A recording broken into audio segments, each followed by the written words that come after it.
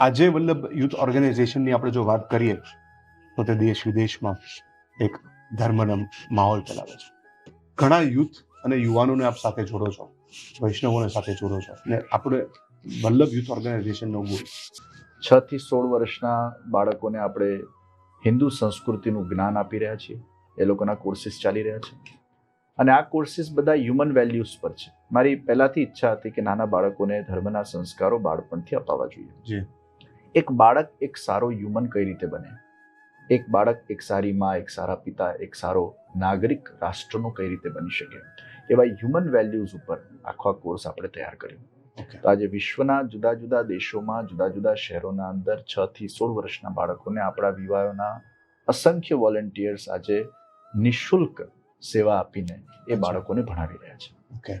તો વિવાહોનું પ્રથમ ગોલ હતું કે બાળકોને સુસંસ્કૃત કરવા, શિક્ષિત કરવા, ધર્મના સંસ્કારો ગળથુથીમાં એ લોકોને પ્રદાન કરવા.